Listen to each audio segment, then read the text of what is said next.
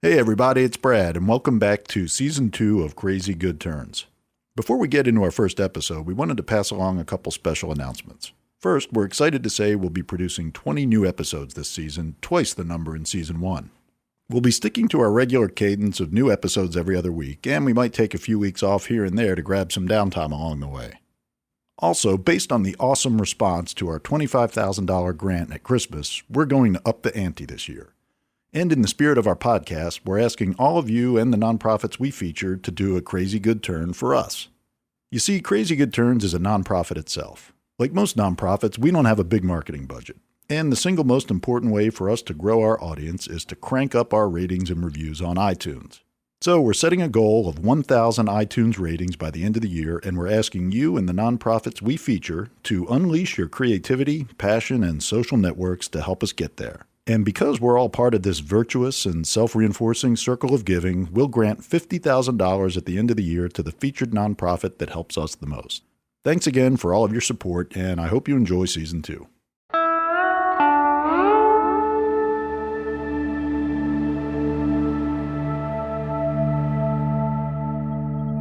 So what is it about a story that can have an impact that is so vast? I think it's the connection to the human emotion. I think that, when you share stories that people can relate to, it doesn't matter like where you're from or like what kind of experience you had, growing up, in regards to like the demographic. So in other words, like if I'm sharing a story that, talks about my childhood, like, that I grew up in India and like how, came here on a whim, basically coming to America and trying to become somebody as I come to community college and growing up. So I think that like just sharing certain aspects of that can relate to other people because of the human emotion. I realize like that is the most that is what unites us as a community. It's the human emotion element of storytelling. That's Febin Bellamy, a 22-year-old Georgetown University senior about to graduate with a degree in business management. He's not going into business though. In fact, he's turned down several lucrative corporate jobs post-graduation.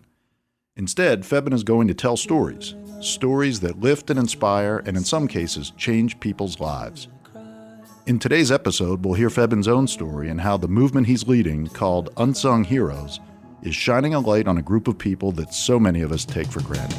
Fill the drain, turn on the shower, wash your face till you're clean as a flower.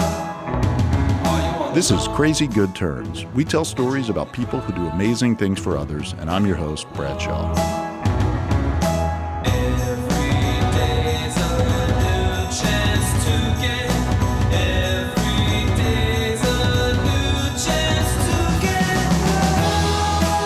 Febin Bellamy was born in Brooklyn, New York, his mom Indian, his father Trinidadian. When he was 6 months old, they sent Febin and his big sister to live with family in India to learn the language and become immersed in Indian culture. Febin and his sister moved back to Brooklyn when he was 5.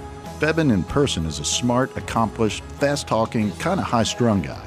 So it's a bit surprising to hear him describe his slightly younger self. I didn't take education too seriously. Used to skip class a lot, just didn't really apply myself to my fullest potential. Skipping school and just... So you're just a slacker, basically. Just a slacker, yeah. Exactly, right. Exactly. I throughout middle school and high school, I really went to class, I didn't try at all.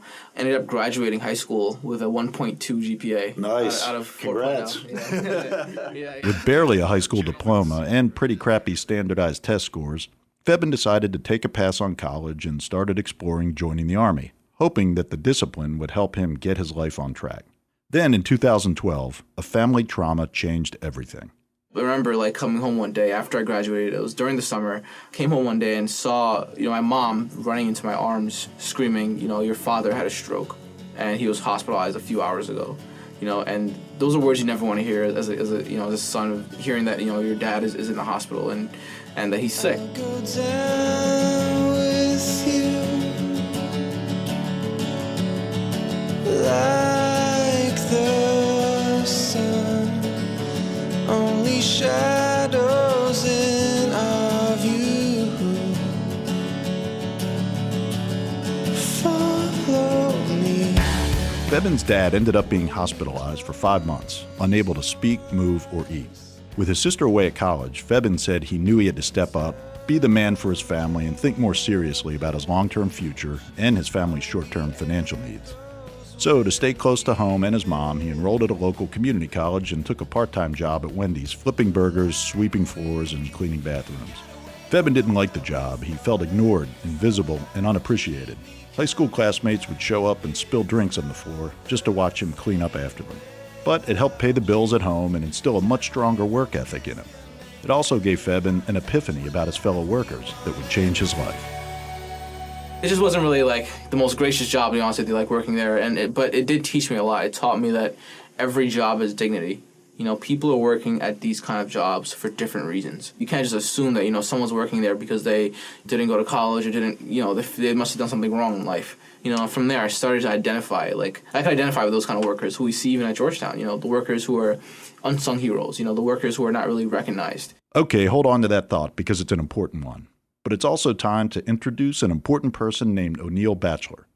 O'Neill is a custodial worker at Georgetown University. He was born in St. Catherine, Jamaica, and came to the U.S. with his parents when he was about 10.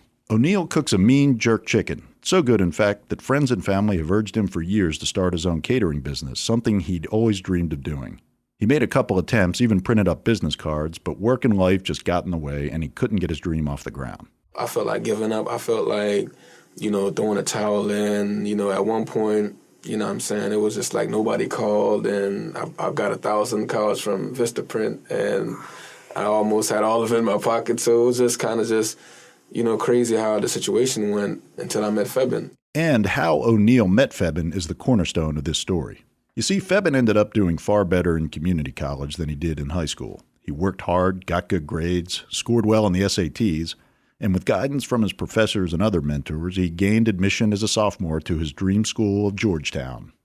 He was studying in a breakout room late one night when O'Neill, working the night shift, came in to clean the room. Here's how O'Neill describes their first encounter. You know, I encountered a lot of students based on the job that I was doing. And, you know, it was just this one particular guy where he said hi, I said hi, and it started out like a normal hi, but as the days, you know, progressed and I started seeing him frequently and I started going into that same room, we started building, like, you know, the hi became, what's up, man? So it's like we just build a relationship just off saying hi, you know, shaking hands. And next thing you know, we spent hours talking to each other just about just, you know, life and, you know, like family and, you know, just, you know, dreams and entrepreneur and, you know, a lot of stuff, man, that we had in common.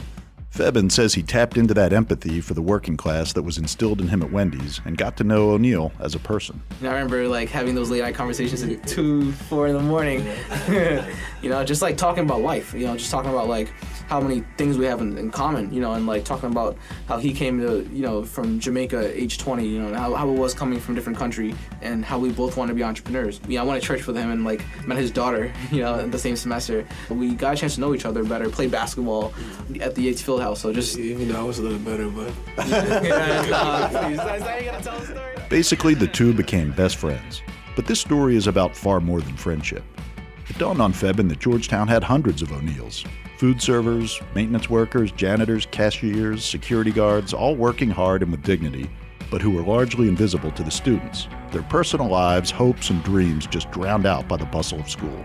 These workers who are here keeping our university running, cleaning, you know, behind the scenes without any recognition or appreciation. You know, that's what Unsung Heroes kind of came from, was like sharing these stories in hopes of bridging the communities together, you know, of getting to know the workers and having students at least interact with them more. If this can all happen from just a handshake, you know, and just getting to know each other, imagine what more can happen from additional interaction with students and workers and all of us as a community. So that's kind of like where it came from, just like sharing stories. But first, Febin had to learn the stories.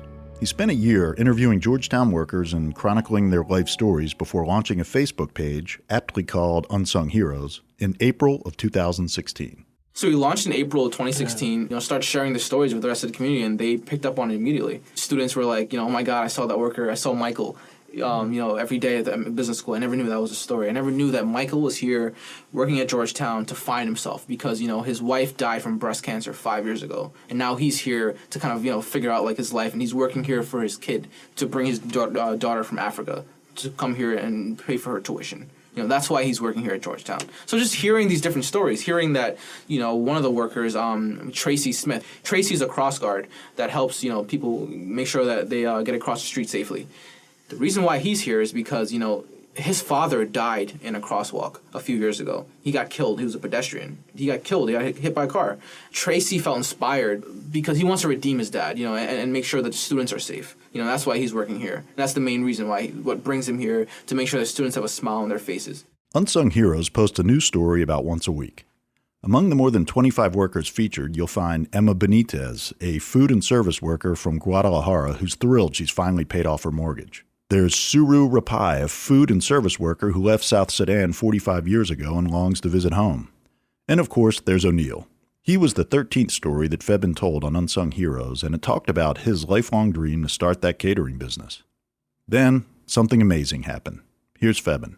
Students reached out to us and said, hey, how do we help O'Neill? How do we give back to the workers who have done so much for us? And they were really inspired by O'Neill's story. And a few students reached out and said, we want to give him a chance to start his own business. We want to help him out and give him an opportunity. So, we raised the money. We got $2,500, to give him to O'Neill. How'd you raise the money? It was just donations to you? So it was actually both. So it was One woman in California who had retired from catering read the Facebook post and donated all her equipment to O'Neill, and he's been catering ever since. A few weeks after O'Neill's story, students read about Suru from South Sudan and raised more than $5,000 to buy him round-trip plane tickets home. The inspiration and generosity at the core of Unsung Heroes helped it go viral, and it caught the attention of major news outlets like the Washington Post and NBC Nightly News.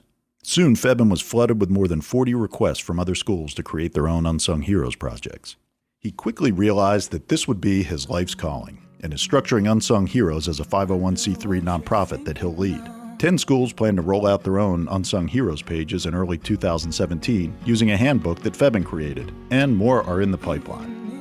He's in discussions with potential partners to create a consistent crowdfunding approach tied to Unsung Heroes so followers can turn their inspiration into real help for even more workers. All this from simply stopping and saying hi to someone who was invisible to so many. It's waiting for someone.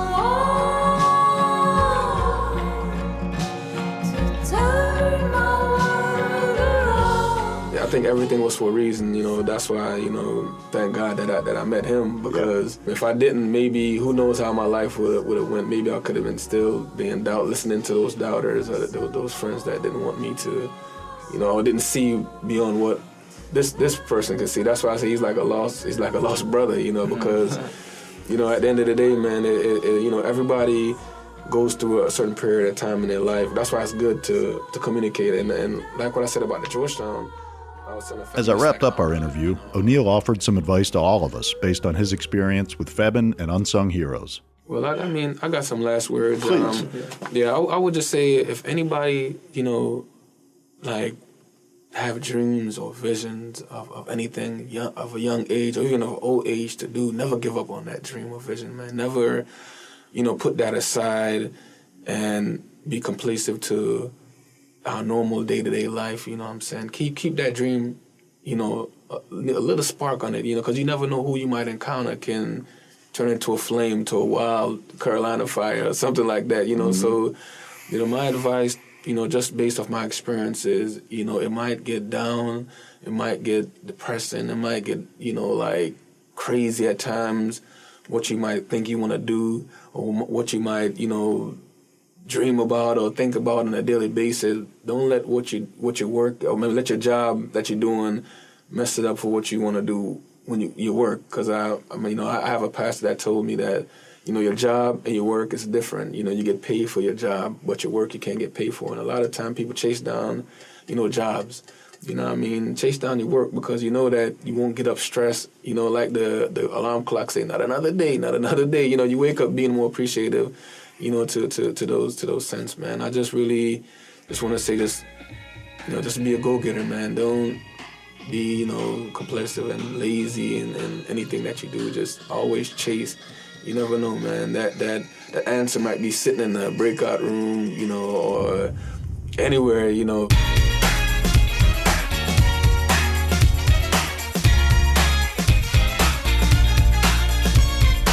In the job I had before Crazy Good Turns, I spent a lot of time with people like O'Neill and the others that Febin highlights.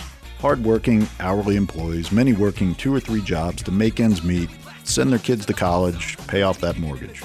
I have an appreciation for the lives they lead, the hopes and dreams they have for themselves and their families. But since meeting Febin and hearing about what he's doing, I'm finding myself making even deeper connections with the unsung heroes I come across in my own life. The guy who runs my favorite coffee stand is named Jimmy. He's from upstate New York and has a grown daughter in California, and a bad back. My barber, Chris's son, fought back leukemia and is doing well now. I had an Uber driver the other day named Ali. His family fled Iraq in 2003, and he's now finishing up college and hoping to go to dental school. Honestly, there's nothing I can really do to help any of these people, but I guess that's sort of the point. Just getting to know someone is the first step in at least trying. I'm Brad Shaw, and thanks for listening to this episode of Crazy Good Turns. Go to crazygoodturns.org to learn more about or donate to Unsung Heroes and to submit your ideas for extraordinary people and organizations we should feature. And stay connected with us between episodes by following us on Facebook and Twitter. You might have noticed we found some great music to support our podcasts, and we've provided a Spotify playlist of the full tracks on our website so you can take a longer listen, which we hope you'll do. And if you're a band with a song we should consider featuring, you can submit it on our website too. We're also asking you to help us grow our audience this year and bring our inspiring stories to more people. You see, Crazy Good Turns is a nonprofit itself. Like most nonprofits, we don't have a big marketing budget, and the single most important way for us to gain increased visibility is to crank up our ratings and reviews on iTunes. So we're setting a goal of 1,000 iTunes ratings by the end of the year, and we're asking you and the nonprofits we feature to unleash your creativity, passion, and social networks to help us get there. Because we're all part of this virtuous and self-reinforcing circle of giving, we'll give a $50,000 grant at the end of the year to the featured nonprofit that helps us the most. With your help, we know we'll get there and then some. Crazy Good Turns is audio engineered by Stephen Key. Music supervision and mixing by Score in Los Angeles. And a special thanks to Megan Basinger. Take care and let's connect again soon.